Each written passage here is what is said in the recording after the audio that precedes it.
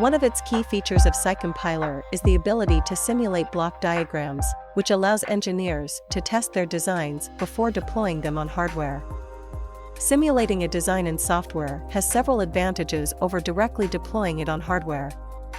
It's faster, can be done even without hardware, and more flexible, allowing engineers to iterate and refine their designs.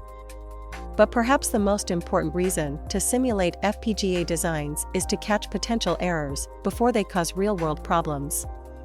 FPGA designs are complex, and even small mistakes can lead to major issues down the line.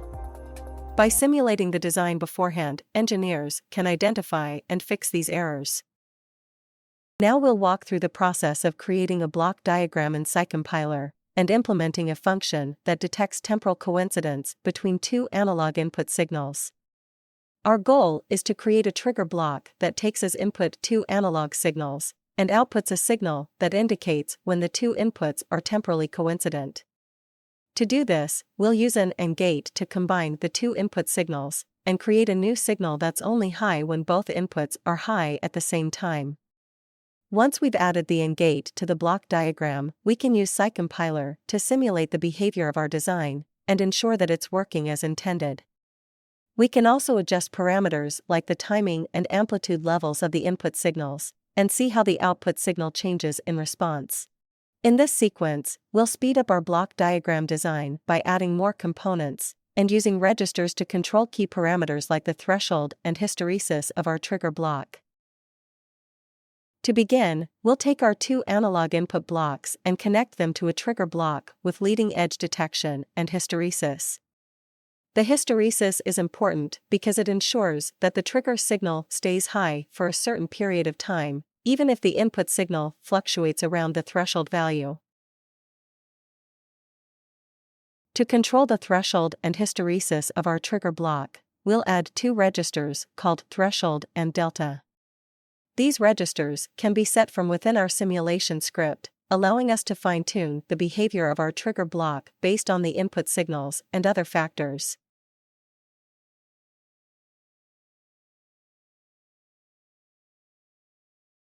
Next, we'll connect the output of our trigger block to an AND gate, and then to a pulse shaper block that ensures the output signal is a fixed length.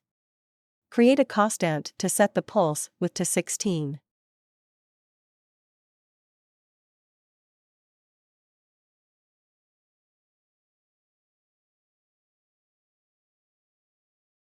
Finally, we'll connect the output of the pulse shaper to a digital output channel on the FPGA board. We will now generate a test signal to simulate our block diagram and inject it into the analog input blocks to simulate the behavior of our detector. To begin, we'll use the add/edit simulation stimulus function in Sci-Compiler to create a test signal that simulates the behavior of our detector. We want this signal to mimic the characteristics of the signals that our detector would produce in the real world. To begin, we'll right-click on one of the analog input blocks and select Add/Edit Simulation Stimulus. This will open a new window where we can create a test signal that mimics the behavior of our real-world input signals. When generating a test signal to simulate our block diagram, we have several options to choose from. We can generate a constant value, read in a CSV file that contains simulated or acquired data, generate simple waveforms like exponentials or pulses, or use the detector emulator feature in Sci-Compiler to simulate real-world detector behavior. We need a simple test signal. We can generate a train of exponential. The option allows us to easily customize the frequency, amplitude, and decay constant. We'll repeat the process we used to generate a test signal for the first channel, but this time we'll add a delay and a lower amplitude to simulate the behavior of the second detector.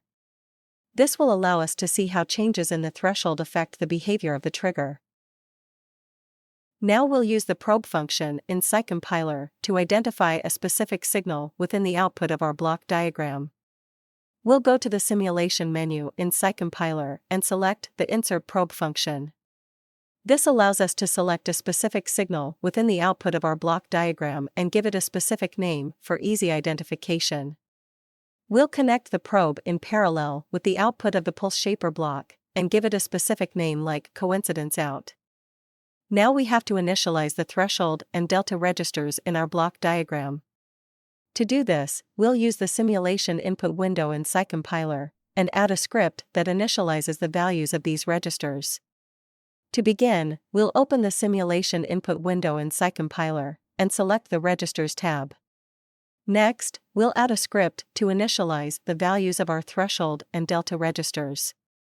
This script will set the initial values of these registers to specific values and ensure that they're properly initialized at the beginning of the simulation.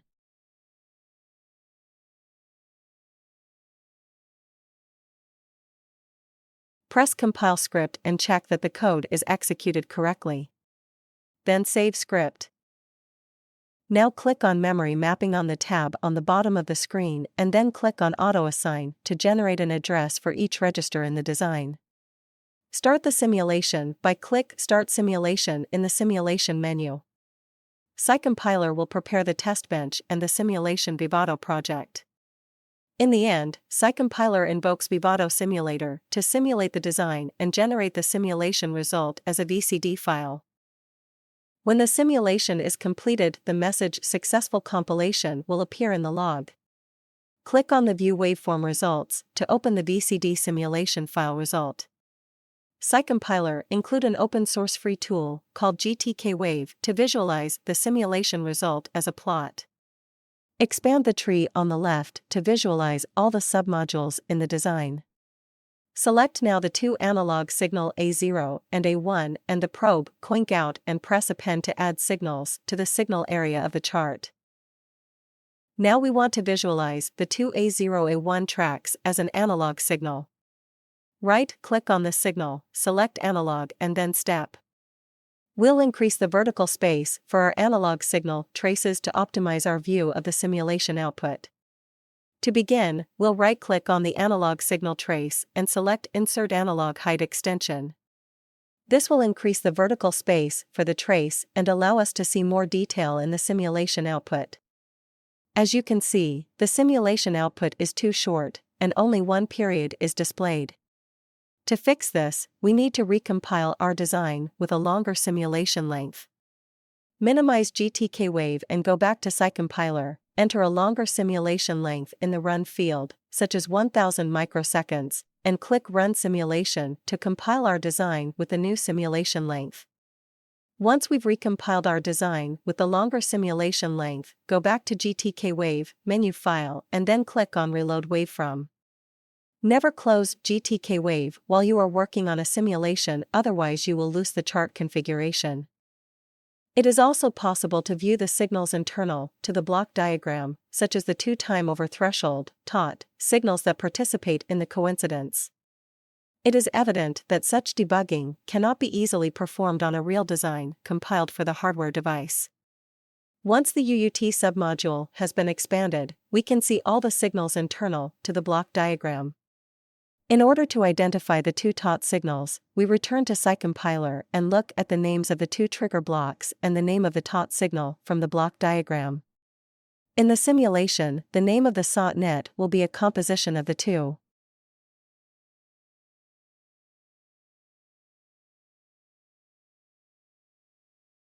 It is possible to see that only where the two TOT signals overlap, the firmware generates a trigger pulse of fixed duration. Now, we want to use the scripting language to perform register accesses by moving the threshold after 300 and 600 microseconds from the beginning of the simulation. Let's go back to Sci-Compiler, click on the Simulation tab, and select Simulation Input from the menu. Then, we open the Registers tab. We add a delay instruction equal to 300 microseconds, and then insert a write register access instruction to move the two thresholds.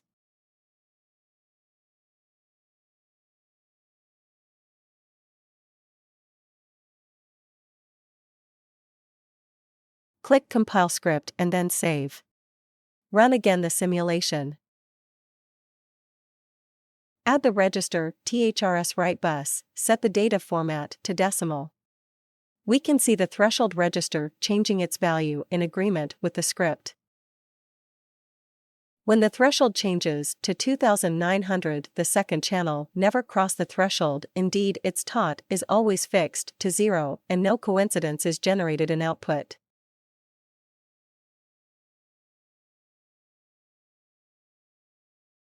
The simulation tool allows you to write scripts that include, for example, for loops and conditional jumps for programming registers, in order to simulate actions performed by the control software.